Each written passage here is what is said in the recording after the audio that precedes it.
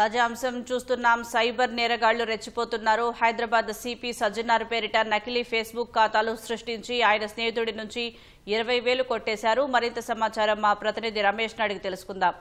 రమేష్, సజ్జనార్ పేరిట సైబర్ నేరగాళ్లు చేస్తున్న మోసాలకు సంబంధించి సమాచారం ఏంటి?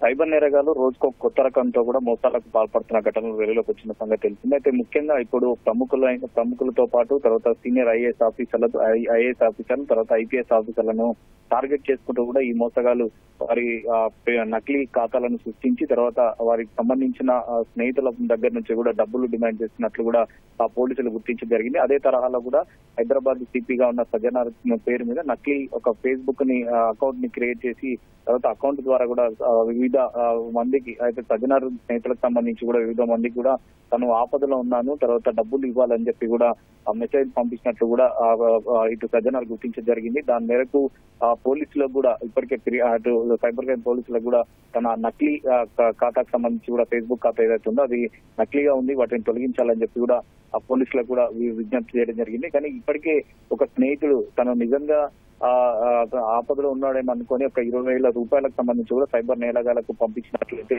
తను గుర్తించినట్లు కూడా తను ఒక సామాజిక వేదిక కూడా పంచుకోవడం జరిగింది. ఎవరు కూడా ఇలాంటి మోసాలకు సంబంధించి కూడా అనుమానాస్పదమైన లింకులు కానీ తర్వాత మెసేజ్లు కానీ వీడియో కాల్స్ కానీ వచ్చినట్లయితే వెంటనే వాటిని బ్లాక్ చేసి తర్వాత రిపోర్ట్ చేయాలని చెప్పి కూడా చెప్తారు. అయితే సైబర్ నేరగాళ్లు ఎవరైనా మోసపోయినట్లయితే వెంటనే 1930 హెల్ప్ లైన్ లేదా www.com cybercrime.go.in దాంట్లో కూడా రిపోర్ట్ చేయాలని చెప్పి కూడా చేయడం జరిగింది. ఇటీవల కాలంలోనే ట్విట్టర్ వేదిక కూడా తర్వాత వాట్సాప్ సంబంధించి కానీ తర్వాత మరొకసారి ఫేస్బుక్ రూపంలో కూడా సజ్జనార్ ఫోటో కానీ తర్వాత నకిలీ ఖాతాను క్రియేట్ చేసి సైబర్ నేరగాలు కొత్త తరహా మోసాలకైతే పాల్పడుతున్నట్లు కూడా పోలీసులు గుర్తించడం జరిగింది. కానీ వెంటనే వాటిని బ్లాక్ చేసి తర్వాత వాటిని క్రియేట్ చేసిన వారు ఎవరున్నారు అన్న దాని మీద కూడా పోలీసులు ప్రస్తుతం ఆరాధిస్తున్నారు.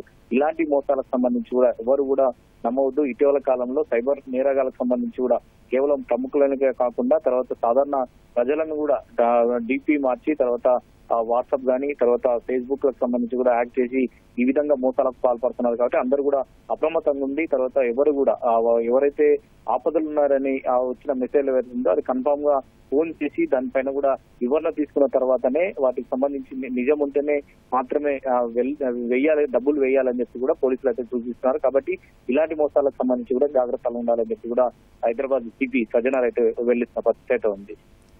ధన్యవాదాలు రమేష్.